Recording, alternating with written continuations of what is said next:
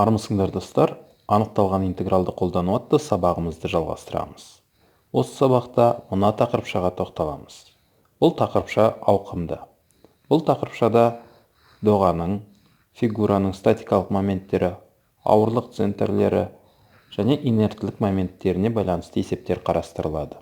Олардың барлығын жеке-жеке қарайтын боламыз. Анықтама оқып түсініп алыңыздар. Х осіне қатысты статикалық момент былай есептеледі. Осы қосындыны ықшам болу үшін былай көшіріп жазайық. Y осіне қатысты статикалық моментті де анықтауға болады.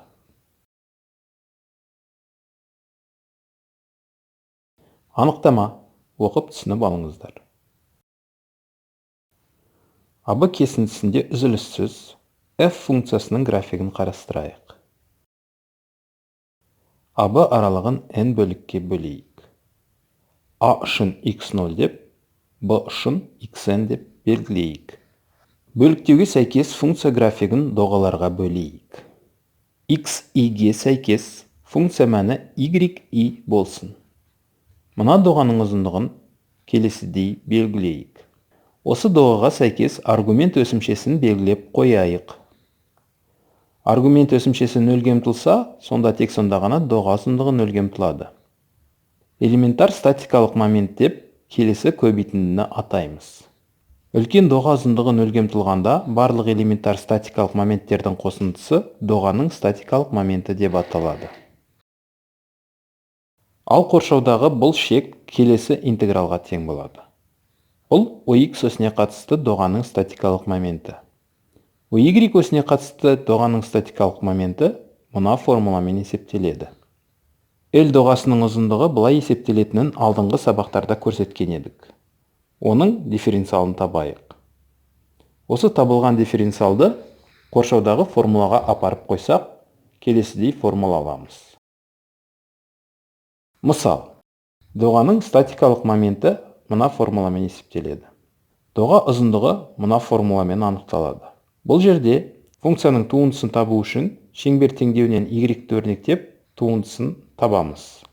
Х осіне қатысты доғаның статикалық моментін жазамыз. Әуелі шеңбер теңдеуінен y-ті өрнектеп қоршаудағы формулаға апарып қоямыз. Доға дифференциалын тіркеп жазамыз. Шеңбердің бірінші ширектегі бөлігін қарап жатқан соң, интегралдау аралығы 0-ден r-ге дейін болады. Осы анықталған интегралды ықшамдап мәнін есептейміз.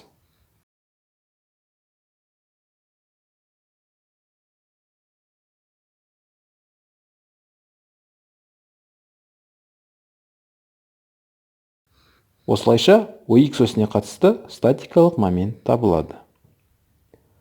Y осіне қатысты статикалық момент мына формуламен есептеледі. Олай болса, мынадай анықталған интеграл жазайық. Оны ықшамдап есептейік.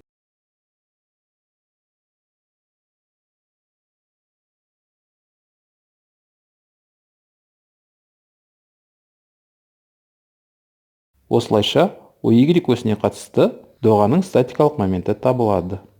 Негізі шеңбердің бірінші ширектегі бөлігі y тең x түзуіне қатысты симметриялы болғандықтан, x осіне қатысты статикалық момент y осіне қатысты статикалық моментке тең болатындығы түсінікті.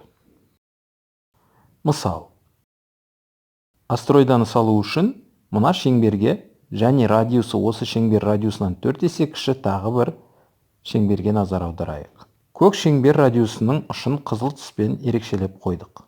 Егер көк шеңбер қара шеңберді ішінен жанай айналса, сол қызыл нүктенің ізі астероиданы салады.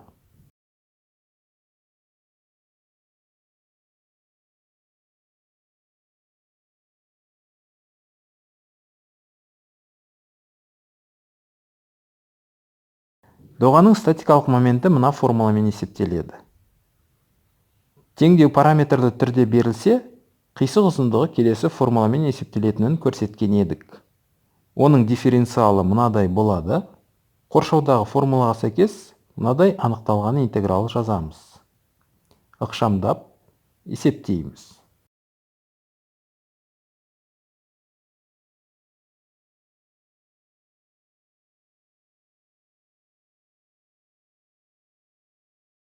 ОХ осіне қатысты доғаның статикалық моментін таптық. ОY осіне қатысты доғаның статикалық моменті қоршаудағы формуламен есептеледі. Осы формулаға сәйкес келесідей анықталған интеграл жазамыз. Ықшамдап есептейміз.